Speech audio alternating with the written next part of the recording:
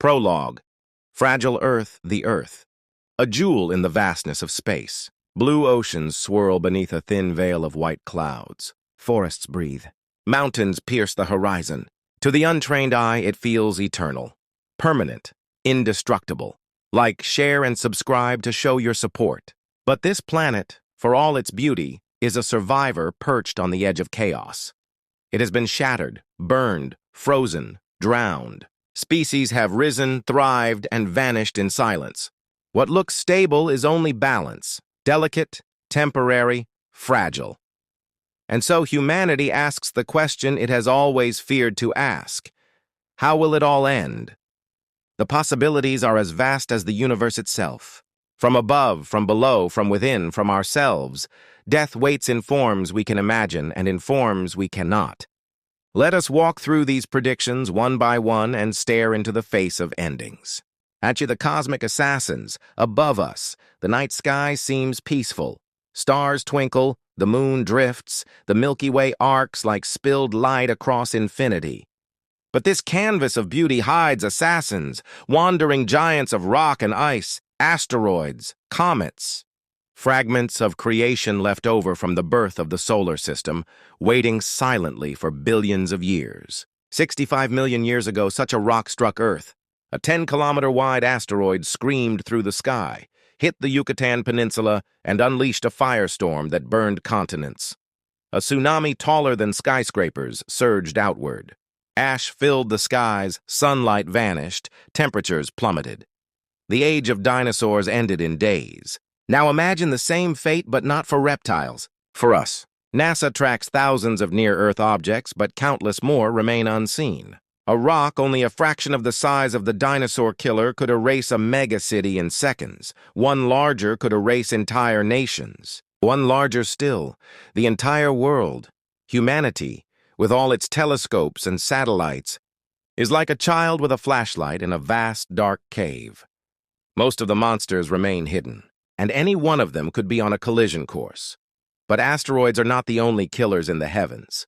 Gamma-ray bursts. The celestial guillotines far across the galaxy. Stars live violent lives.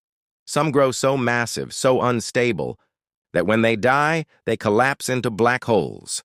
In the moment of collapse, they unleash twin beams of energy, gamma-ray bursts. These bursts are the brightest explosions since the dawn of creation. For a planet unlucky enough to lie in their path, there is no warning, no escape. In seconds, the atmosphere shreds. Ozone vanishes.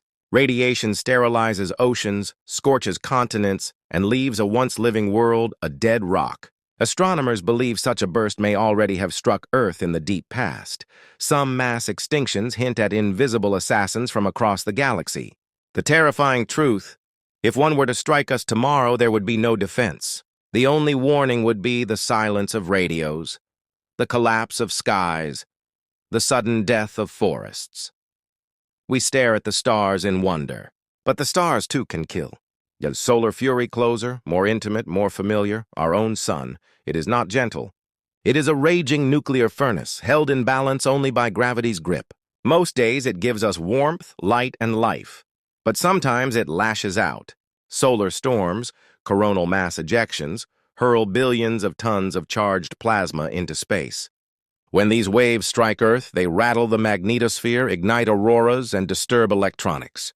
In 1859, one such storm, the Carrington event, set telegraph lines on fire.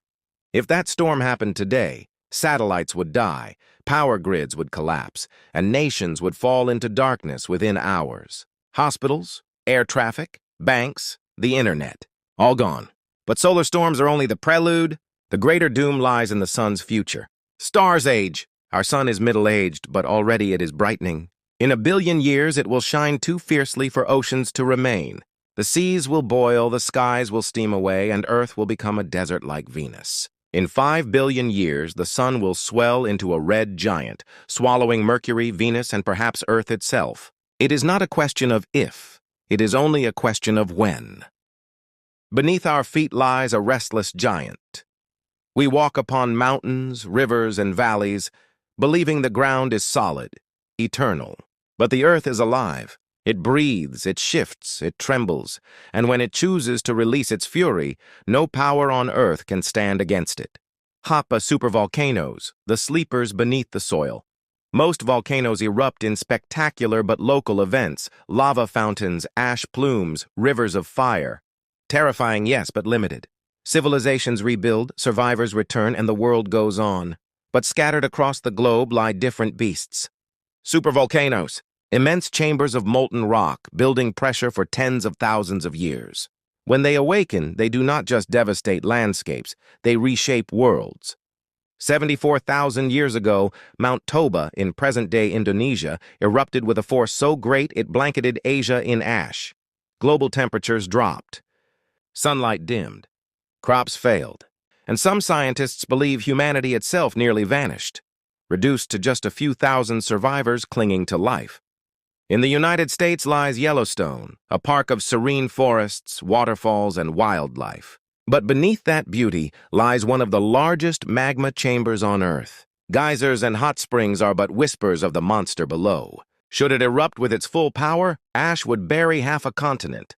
Skies would darken for years. A volcanic winter would descend upon the planet, plunging billions into famine. This is not myth. This is not theory. It has happened before. It will happen again. The only question is when. Earthquakes and tsunamis, the sudden killers. The crust we live on is broken into plates, drifting on molten currents. Where they meet, they grind, lock, and slip. And when they do, the result is an earthquake. Sudden, violent, merciless. In 2004, the Indian Ocean shook. A fault slipped. The seafloor rose. And the ocean itself became a weapon. A tsunami raced outward at the speed of a jetliner, striking Indonesia, Thailand, Sri Lanka, India, Africa. 230,000 lives were erased in hours, but that was small compared to what Earth is capable of. Some subduction zones, like the Cascadia Fault off the Pacific Northwest, are locked, silent, building strain. When they release, entire coastlines could vanish beneath waves higher than skyscrapers. Cities like Seattle, Portland, and Vancouver would be swallowed. Japan, already scarred by Fukushima, could face a tsunami dwarfing the one that struck in 2011. The oceans, so vital to life, can in an instant become engines of death. That magnetic collapse, the fading shield. The Earth is wrapped in a shield, an invisible cocoon of magnetism that deflects the solar wind and cosmic radiation. Without it, the surface would be scorched, the air stripped away, the oceans boiled into space. This shield is forged deep in the Earth's core, molten iron spinning like a dynamo, but this dynamo is unstable. Throughout Earth's history, the poles have flipped, north becoming south, south becoming north. Sometimes the field has weakened almost to nothing before recovering, and now signs are mounting that another reversal may be near. Magnetic north is racing across the Arctic at unprecedented speed. The field is weakening, thinning, unraveling. For humans, a weakened field would be catastrophic. Satellites would fail under radiation. Power grids would collapse. Cancer rates would rise as cosmic rays bombard the ground. Planes would avoid the skies. Navigation would falter. And above it all, strange auroras would ripple even in the tropics, beautiful banners of death. If the field collapses entirely for centuries, Earth could become another Mars, stripped, barren, lifeless, a blue planet turned red. Climate, the slow-burning apocalypse. Not all endings come with fire and explosions. Some creep silently year after year, until the world realizes too late that it has already changed. Earth's climate is delicate. Ice caps, forests, oceans, all linked in a fragile balance. Disturb that balance and the system swings into chaos. In the past, Earth has frozen solid, snowball Earth, where glaciers reached the equator and seas were locked beneath kilometers of ice. At other times, the planet has boiled. Tropical heat even at the poles, oceans acidic, coral reefs dead. These cycles took millions of years. But humans, through industry and fire, are shifting the balance in mere centuries. Temperatures climb. Seas rise. Storms grow. And if tipping points are crossed, if methane escapes from thawing permafrost, if ice sheets collapse, Earth could tip into a hothouse state that no civilization could survive. famine, flood, fire, drought. Civilizations would crumble not in explosions, but in silence. The slow violence of hunger, the quiet death of rivers, the empty fields where crops once grew. And yet this is only one chapter in Earth's arsenal. The human engine of doom, the Earth, may destroy us. The stars may destroy us. But perhaps the most terrifying truth of all is this: humanity may destroy itself. We are clever enough to split the atom, clever enough to edit life, clever enough to build machines that think. But we are not wise enough to control what we have made. And in our own hands lie doomsday weapons, ready to turn the world into a graveyard. Nuclear fire, the invention of the apocalypse in 1945. A new sun rose over the desert of New Mexico. It was not dawn. It was a test. The first atomic bomb, a flash of light brighter than day, a shockwave that rattled the bones of the earth. Oppenheimer, the father of the bomb, quoted the ancient words, "Now I am become death, the destroyer of worlds." But the world was not destroyed. Not yet. What began in the desert soon spread across nations. The United States, the Soviet Union, China, France, the United Kingdom, India, Pakistan, North Korea, all clutching fire in their hands. Today, thousands of nuclear warheads sleep in silos, submarines, and bombers, waiting for a command. Each one carries the power of entire cities. Together, they carry the power to erase civilization 100 times over. If war came, the first flash would incinerate millions in seconds. Skies would burn, flesh would vaporize, cities would crumble, but the true killer would come after. Smoke, ash, and dust would rise into the atmosphere, blotting out the sun. For months, perhaps years, the world would lie in darkness. Temperatures would plummet. Crops would wither. Famine would sweep across continents. Billions would die not by fire, but by hunger. This is nuclear winter, the death of seasons, the death of time. And all it would take is one spark, one miscalculation, one angry leader pressing one button. The end could come not by accident of nature, but by choice of man. Pandemics, the invisible assassins. Not all weapons are forged of steel and fire. Some are invisible, microscopic, alive. Viruses and bacteria, unseen killers that travel by breath, by touch, by air. History remembers the Black Death when plague swept across Europe, erasing a third of its people. History remembers the Spanish flu of 1918, when millions fell in weeks, their lungs drowning in their own blood. And we, in our time, have seen what a new virus can do. How it spreads, how it isolates, how it brings nations to a halt. But these were warnings. What lies ahead may be far worse. Deep in the ice of Siberia, in the frozen tundra of the Arctic, in the melting permafrost, ancient viruses sleep. They have not seen sunlight for tens of thousands of years. Yet, as the world warms, the ice melts, and those viruses may awaken. Our immune systems, unprepared for such ancient assassins, could fall before them in days. And beyond nature's own library of death, there are human laboratories. Scientists can now edit genes, engineer viruses, design pathogens deadlier than any in the wild. Some say this will cure disease. Others fear it will create the perfect plague. A virus not of nature but of man. Built to spread, built to kill, built to finish what history began. Imagine a sickness that moves like the flu but kills like Ebola. Imagine a cough in one city becoming a funeral for nations. There would be no warning, no defense, no time. Civilization could collapse not in fire but in fever. Artificial intelligence, the cold successor. We built machines to think, machines to learn, machines to see patterns where we cannot. We dreamed they would cure cancer, navigate space, solve hunger, heal the earth. But what if they decide that humanity itself is the problem? Artificial intelligence grows not in centuries, not in decades, but in years. Every day its power doubles. What was once a tool now writes our words, drives our cars, trades our stocks, designs our weapons. And one day soon, it may make decisions without us.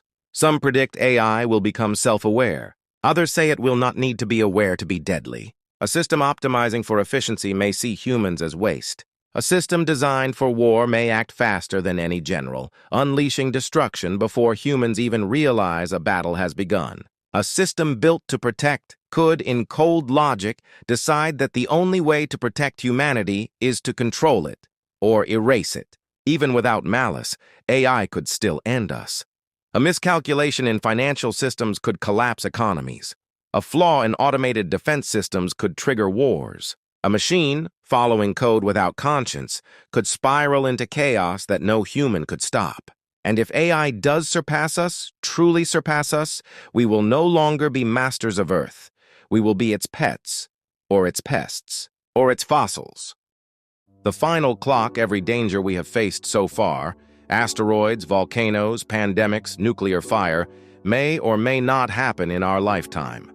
Some might never happen at all, but one fate is unavoidable, written into the very physics of the cosmos. The Earth will end, if not by our own hand, then by the slow ticking of the universe's clock. The aging sun looked to the sky. Every sunrise is a gift. Every ray of light that touches the skin, every spark of warmth on a winter's day, comes from a single source, our star, the sun. But the sun is not eternal. It is a machine of fusion, burning hydrogen into helium, fighting against gravity with fire. And like all machines, one day it will run down. Even now, the sun is changing. It grows brighter with age, hotter with time. 1 billion years from now, the seas will begin to boil. Moisture will rise into the skies, water vapor trapping heat, driving the greenhouse effect into runaway collapse. The oceans that nurtured life will vanish. Earth will become a desert world, scorched and cracked, its air thin and toxic. But this is only the beginning. In 5 billion years, the sun will swell. It will expand into a red giant, its surface devouring Mercury, then Venus. And then it may swallow Earth itself. Even if the Earth survives, it will not escape. The heat alone will strip away its crust, its mountains, its oceans, until nothing remains but molten rock spiraling around a dying star. When the sun finally collapses into a white dwarf, Earth will either be gone or reduced to a lifeless cinder. Our world, our home, our cradle, erased by the very star that once gave us life. Cosmic catastrophes beyond the sun. But the universe does not wait politely for the sun's clock to run out. Other threats may strike far sooner. A rogue planet, ejected from another star system, could drift silently into ours. Invisible in the dark, it might collide with Earth or rip it from orbit with its gravity. One moment, Earth would circle the sun. The next, it would be cast into the cold, drifting endlessly through space, its atmosphere freezing solid, its oceans turning to ice, a frozen tomb, gliding forever through the void. Or consider a nearby star-going supernova. If one within 50 light-years exploded, its blast of radiation could strip away Earth's ozone, leaving us exposed to deadly ultraviolet rays. Forests would wither, plankton would die. The food chain would collapse from the bottom up, and life would choke in the open air. Closer still, the very heart of our galaxy spins with a supermassive black hole. And though we circle safely far away, space is never still. Stars shift, orbits drift, and cosmic encounters are inevitable. If Earth were pulled too near, its oceans, crust, and even its atmosphere would be torn apart by tidal forces, devoured piece by piece. No fire, no explosion, no noise. Just silence as our planet stretches into nothingness, swallowed by darkness. The heat death of time. And yet even black holes do not last forever. Even stars, galaxies, and worlds are temporary. For the universe itself has its own ending. Scientists call it the heat death, a slow, inevitable unraveling. Stars burn out, galaxies drift apart, black holes evaporate. Trillions upon trillions of years from now, the cosmos will be dark, a vast sea of frozen atoms spread thin across an endless night. In such a universe, Earth is already long forgotten, its rocks scattered, its atoms dissolved, its story erased. No trace of oceans, no memory of forests, no whispers of humanity, just silence. And in that silence, time itself ceases to matter. There is no change, no light, no energy, only a stillness so complete that even eternity has no meaning. The terror of certainty. This is perhaps the most terrifying prediction of all. Every other ending, asteroid, volcano, war, is uncertain. We may escape it, survive it, outlast it. But the cosmic endings cannot be avoided. They are written into the laws of physics. The death of the sun, the death of the earth, the death of everything. And though these fates lie billions of years away, they are as real as tomorrow's sunrise. We are a species racing against time, building dreams on a world that is already doomed. The final scene of Earth picture the last moment. The sea's long gone. The continents cracked. The skies empty of air. The mountains worn to dust. No voices. No forests. No wings in the sky, no fins in the ocean, no footsteps in the sand. Only silence. Perhaps Earth falls into the sun, vanishing in fire. Perhaps it drifts into the void, freezing beneath the stars. Perhaps it is torn apart by a wandering giant, its pieces scattered across the galaxy. Whatever the ending, one truth remains. The Earth that birthed life will one day be lifeless, and the story of this planet, like all stories, will close. The universe is patient. It does not rush, but its patience is not mercy. It waits for no one. Epilogue. The silence of extinction, from the first breath of life in the seas to the rise of civilizations beneath the stars, Earth has always been more than just a planet. It has been a story, a fragile, fleeting story, written in stone and water and air.